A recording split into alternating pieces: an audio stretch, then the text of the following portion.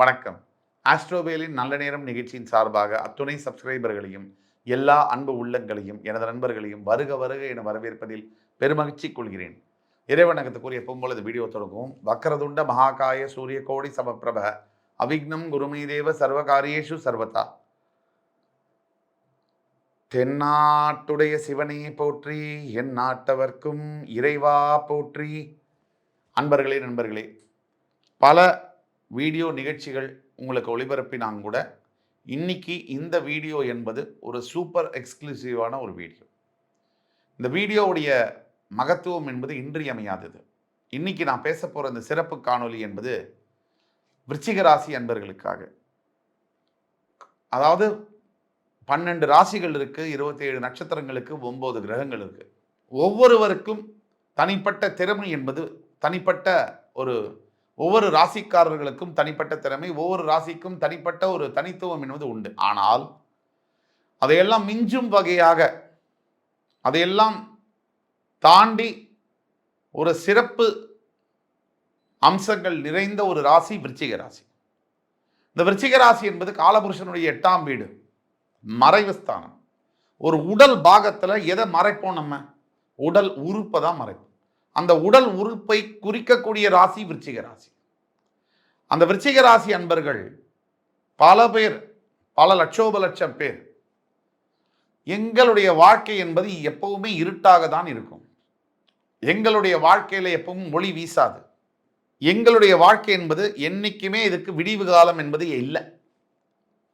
எப்பவும் பிரச்சனை, உறவுகளினால் ஏமாற்றம், நெஞ்சையே பிளக்கக்கூடிய அளவுக்கு வலி ரணம் நிறைந்ததுதான் எங்களுடைய மொத்த வாழ்க்கை. இந்த வாழ்க்கை எதுக்கு அப்படின்னு உங்க மனசுல நீங்க கேட்கிற கேள்வி எனக்கு நல்லா கேக்குது. விருச்சிக ராசி அன்பர்களே, வாழ வேண்டாம், எனக்கு நம்பிக்கை இல்லை அப்படின்னு சொல்றவங்க, அவங்கள்ட்ட பேசுறதுக்கு ஒண்ணுமே இல்லை. எனக்கு 1% கூட நம்பிக்கை இருக்கு என்று எண்ணக்கூடிய விருச்சிக ராசி அன்பர்கள் என்னுடன் வாருங்கள். இந்த காணொலியில் உங்களுக்கு எதிர்கால வாழ்க்கையில் என்ன காத்திருக்கிறது என்பதை சுட்டி காட்டுகிறேன். கிட்டத்தட்ட 42 ஆண்டுகளுக்கு பிறகு விஸ்வரூபம் எடுத்து வியக்க வைக்கும் விருச்சிக ராசி. அதாவது பல மனிதர்கள் உங்களை பார்த்து, இவனாலலாம் எதுவும் செய்ய முடியாதுங்க, இவளாலலாம் எதுவும் முடியாது, இதெல்லாம் வேஸ்ட், திறமையே கிடையாது, இதெல்லாம் சாதிக்க முடியாது, உங்களெல்லாம் இதை பண்ண முடியாதுன்னு ஒரு 1000 குரல்கள் உங்களை எதிர்த்து ஒலித்திருக்கலாம். 1,00,000 முறை 1000 பேர் உங்களை பார்த்து உங்களால் இதை செய்ய முடியாது, நீங்க லாயக்கு இல்லை அப்படிங்கிற வார்த்தையை பல விதங்கள்ல பல துணிகள்ல உங்களை சொல்லியிருக்கலாம். ஆனால் நான் சொல்லக்கூடிய இந்த சத்திய வார்த்தையை கேளுங்கள். உங்களால் முடியும், உன்னால் முடியும் தோழா, எழுந்து வா. விருச்சிக ராசி அன்பரே, 42 ஆண்டுகளுக்கு பிறகு உங்களுக்கு விடிவு காலம் பிறக்கக்கூடிய அந்த பொற்காலமானது வந்திருக்கிறது. சராசரியாக விருச்சிக ராசியில் 3 நட்சத்திரங்கள் உண்டு. விசாகம், அனுஷம், கேட்டை. இந்த விசாக நட்சத்திரம் 4ஆம் பாதம் தொடங்கி அனுஷ நட்சத்திரம் 4 பாதங்களும் மற்றும் கேட்டை நட்சத்திரம் 4 பாதங்களும் முடிய விருச்சிக ராசி வரும். இந்த விசாக நட்சத்திரம் என்பது குரு பகவானுடைய நட்சத்திரம்.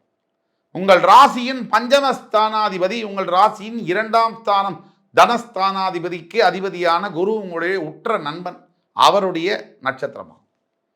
அதற்கு அடுத்தபடியாக உங்கள் ராசிநாதன் உச்சம் பெறக்கூடிய சனி பகவான் மகர ராசியின் அதிபதி, அவருடைய நட்சத்திரம் அனுஷ நட்சத்திரம். அதற்கு அடுத்தபடியாக உங்களுக்கு கொடிய எதிரியான ஜென்ம விரோதியான புதனுடைய அஷ்டமாதிபதியுடைய நட்சத்திரமான கேட்டை நட்சத்திரம். ஆக சராசரியாக ஒரு மனிதன் விசாக நட்சத்திரத்திலேயோ அனுஷ நட்சத்திரத்திலேயோ பிறக்காரன்னு சொன்னா அவருக்கு ஒரு 40-42 ஆண்டுகளுக்கு பிறகு சுக்கிரதசை வரக்கூடிய வாய்ப்புகள் உண்டு. அப்படி சுக்கிரதசை வரக்கூடிய நாட்களை பற்றி போறதுக்கு முன்னாடி, நீங்கள் பிறந்த நட்சத்திரம் விசாக நட்சத்திரமாக இருந்தால் இளவயதில் நல்ல கல்வி, நல்ல புத்தி, உங்கள் மனோகாரகன் சந்திரன் உங்கள் சந்திரன் வந்து நீச்சம் பெறக்கூடிய ராசி என்பதனால் சற்று பலவீனமான மனோபாவம் கொண்டவராக நீங்கள் இருந்தாலும் கூட, சற்று நெகட்டிவ் திங்கிங் உடைய மனோபாவம் கொண்ட மனிதராக நீங்கள் இருந்தால் கூட அதெல்லாம் இப்ப பலிக்காது.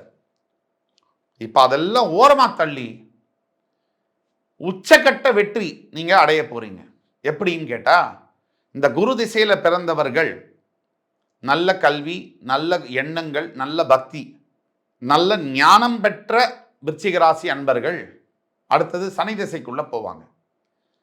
அங்க போன உடனே எல்லோரும் அல்ல, பல விருச்சிக ராசி அன்பர்களுக்கு தடுமாற்றங்கள் ஏற்படும். இந்த அனுஷ நட்சத்திர திசை சனி திசை வரும்போது தடுமாற்றங்கள் ஏற்படும். என்னென்ன மாதிரி தடுமாற்றங்கள்? தேவையில்லாத காதல் வந்து வரும். உங்களை ஆசைப்பட வைக்கும். ஒரு ஆணையோ பெண்ணையோ பார்த்து உங்களுக்கு ஈர்ப்பை ஏற்படுத்தும். இது எதுக்கு? யானையை பிடிக்கணும்னா குடியை முதல்ல வெட்டணும், அப்பதான் யானை வந்து விழும். உங்களை பிடிக்கணும்னா உங்களுக்கு எது தேவையில்லையோ அந்த எண்ணங்களை மனசுல உருவெடுக்கணும்.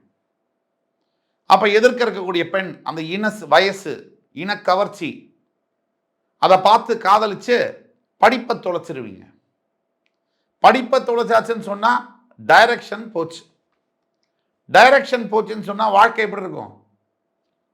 அந்த சிறு வயதில் வரக்கூடிய சின்ன எண்ணங்களுக்கு இடம் கொடுத்தா, அதில் லவ் பண்ணியோ காதலில் விழுந்தோ அதனால டைவர்ஷன் ஆகி படிக்காமல் போயோ தொழில் வேலை செய்யாமல் போனாலோ அதனுடைய விளைவு என்பது 55 வயசு இல்லை 70 வயசானாலும் இருக்கும்.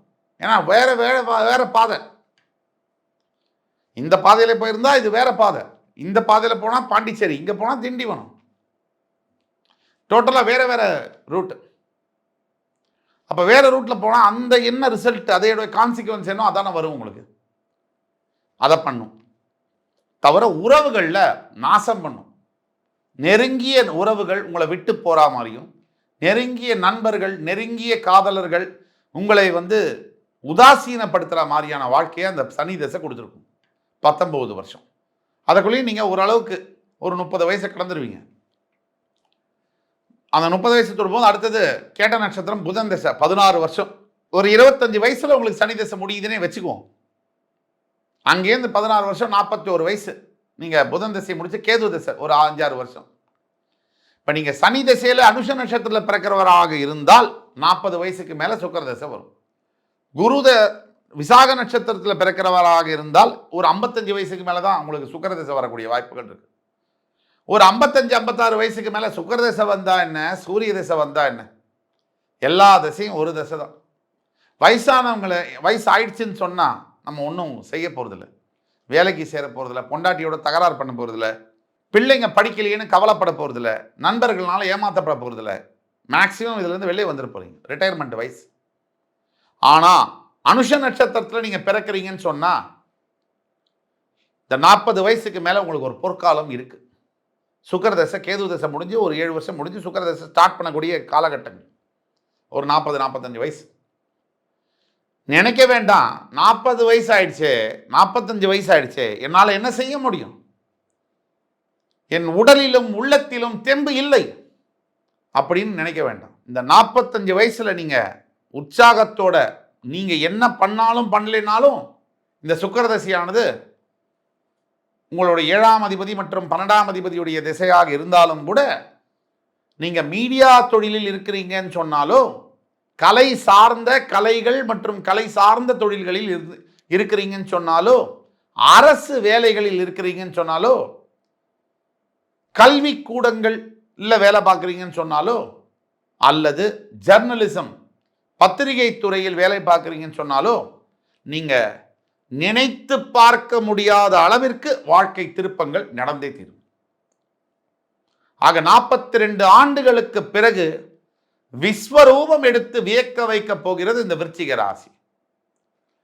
இந்த விருச்சிக ராசியானது என்ன செய்யும் இந்த திசைகள் வரும்போதுன்னு சொன்னா, வாழ்க்கையை டோட்டலா மாற்றும்.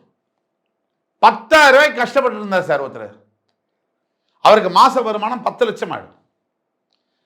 சார் வாழ்க்கையில அதிசயங்கள் நிகழ்வது நம்ம பார்க்க தான் செய்யணும். சர்வ சாதாரணமாக இருந்த மனிதர்கள் எவ்வளோ பெரிய ஆளுகளா மாறி இருக்காங்க. வீட்டுக்கு வீட்டுக்கு ஹிந்து பேப்பரை போட்ட ஒரு பையன் தான் என்னுடைய 8 வயசு 9 வயசு 11 வயசுல இந்தியாவுடைய மதிக்கத்தக்க ஜனாதிபதியாக ஒரு மிகப்பெரிய மகானாக வாழ்ந்து காட்டிய அப்துல் கலாம் அவரே ஒரு பெரிய உதாரணம். இனி அவர் மாதிரி ஒரு பிறவி வருமா? ஒரு 10 ராகவேந்திர சுவாமி, 20 ஷீரடி சாய்பாபாக்கு அவர் சமானம். அப்படிப்பட்ட மனிதர்களும் இதே பூமியில வாழ்ந்து எப்படி வாழணும்னு சொல்லிட்டு மறைஞ்சும் போயிருக்காங்க. நமக்கு தான் நல்லது பிடிக்காதே, கெட்டது எங்கெங்க இருக்கோ தேடி போய் அதை எடுத்து மாட்டிக்குவோம்ல நம்ம. அப்புறம் என்ன சொல்லுவோம்? குத்துதே குடைதேன்னும். இது நம்மளோட வழக்கம் இல்லை. யார் விருச்சிக ராசியில பிறந்தவர்களுக்கு ஜெயிக்கணும்னு ஆசை இருக்கா? நான் சொல்ற பக்கம் வாங்க. ஜெயிக்க வேண்டாம், தோல்வி எனக்கு எல்லாம் போயிடுச்சுன்னு நினைக்கிறவங்க தயவு செய்து போயிருங்க. ஜெயிக்கணும்னு நினைக்கிறவங்க நான் சொல்றதை ஃபாலோ பண்ணுங்க. தினமும் விநாயக பெருமானை வணங்கி பஞ்சரக்ஷரம் ஸ்லோகத்தை சொல்லுங்க. அவருக்கு உங்களால் இயன்ற பணிவிடைகளை செய்யுங்க. விநாயக பெருமான் கோவில்களில், ஆலயங்களில் உங்களால் முடிந்த உதவிகளை செய்யுங்க. இந்த விநாயக பெருமானானவர் சந்திரன் உங்கள் ராசியை நீச்சம் பெறுவதனால் அந்த சந்திரனை வலுப்படுத்துவார். சந்திரன் என்பது மைண்ட், மனசு.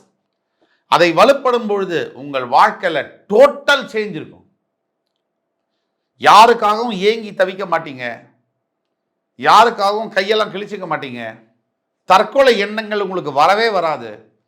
அதே மாதிரி இந்த 42 ஆண்டுகள் வெயிட் பண்ண விருச்சிகராசி என்பவர்கள் கிட்டத்தட்ட உங்க ஏஜ், உங்களோட வாழ்க்கை என்பது இந்த ஏஜில் தான் ஆரம்பிக்கும். தனிப்பட்ட சுய ஜாதகத்தில் ஓரளவுக்கு சுக்கிரன் வலுவா இருக்கக்கூடிய நிலைமையில நான் சொன்னது 100% நடக்கும். உங்கள் ஜாதகத்தில் உங்களுக்கு ஏதேனும் சந்தேகம் இருக்கும் பட்சத்தில் கீழே கொடுக்கப்பட்டுள்ள வாட்ஸ்அப் நம்பரில் எங்களை தொடர்பு கொண்டு கட்டணத்தை செலுத்தி அப்பாயின்மெண்ட் வாங்கிட்டு எங்களை பாருங்க.